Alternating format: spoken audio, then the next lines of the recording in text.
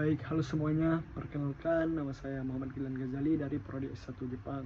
Kali ini saya akan membahas tentang kasus korupsi, yang dimana saya akan menceritakan kasus korupsi yang pernah saya alami di hidup saya. Dan tersangka utamanya adalah saya sendiri. Karena kenapa? Karena pada saat itu, pada 2 tahun yang lalu, ketika kami masih berseragam SMA, kami dibelikan motor oleh kedua orang tua kami, dan pada saat itu kami berpikir cepat bagaimana cara mendapatkan SIM dan KTP yang cepat, yang instan. Karena pada saat itu kami tidak sabar sekali karena ingin menggunakan motor yang telah dibelikan oleh orang tua. Dan kebetulan sekolah kami cukup lumayan jauh dari rumah saya, dan ketika menuju sekolah kami harus melewati polisi, dan tentunya polisi tersebut akan melakukan razia. Jadi kami berpikir cepat bagaimana caranya supaya kami mendapatkan SIM dan KTP. Jadi kami memakai orang dalam tersebut dari kenalan om kami. Tentu perbuatan itu sangat salah, perbuatan tersebut tidak sangat dicontoh, dan saya sangat menyesali perbuatan saya tersebut. Mungkin karena dulu mindset kami, mungkin dulu kami melakukan hal tersebut karena mindset kami berbeda dengan mindset kami yang sekarang.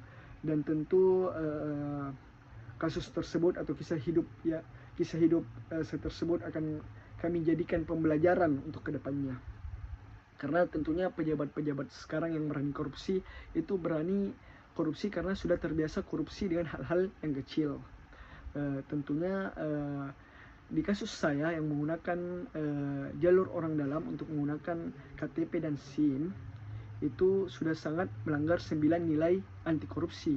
Yang pertama, jujur. Tentunya saya tidak jujur sama sekali, karena saya menggunakan jalur yang tidak semestinya yang saya harus lakukan. Yang harusnya saya lakukan sebagai warga Indonesia WNI yang baik, harusnya saya melakukan jalur yang sudah disiapkan oleh negara. Yang selanjutnya ada adil. Tentu saya tidak adil sama sekali, karena mungkin ada orang yang lebih pantas mendapatkan kartu KTP dan SIM-nya lebih dulu, tetapi karena saya menggunakan orang dalam, saya menggunakan jalur cepat, jadi kartu saya didahulukan. Yang ketiga ada peduli. Tentunya saya tidak peduli sama sekali, saya tidak peduli dengan orang lain, karena kalau saya peduli, saya pasti menggunakan jalur yang semestinya. Karena kalau saya menggunakan jalur yang salah, tentunya pasti saya didahulukan oleh petugas KTP atau petugas SIM tersebut, yang berarti saya tidak peduli dengan orang lain. Yang keempat ada mandiri. Tentunya saya tidak mandiri sama sekali, karena saya menggunakan orang dalam, yang harusnya ketika saya mandiri saya harus siap untuk menjalani proses pembuatan SIM dan KTP dengan cara yang benar, walaupun itu agak lama. Tetapi karena saya menggunakan jalur yang salah, tentunya saya sudah tidak mandiri, karena saya dibantu oleh orang lain agar pembuatan kartu KTP dan SIM saya lebih cepat dibandingkan orang lain.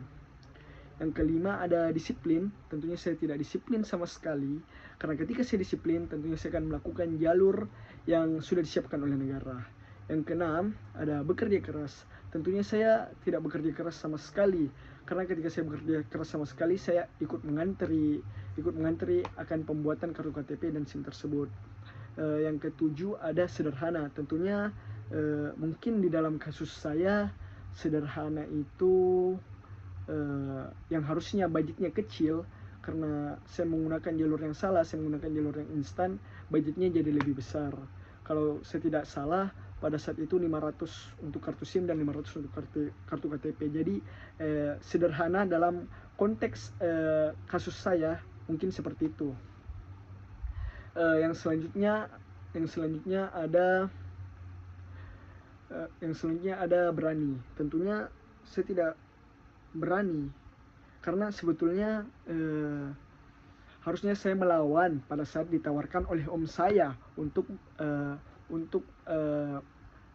menggunakan jalur yang salah tersebut. Tetapi karena pada saat itu saya juga mau, jadi saya tidak melawan, saya hanya mengiyakan perkataan om saya. Jadi saya melanggar 9 etika 9 nilai anti korupsi. Dan tentunya sosok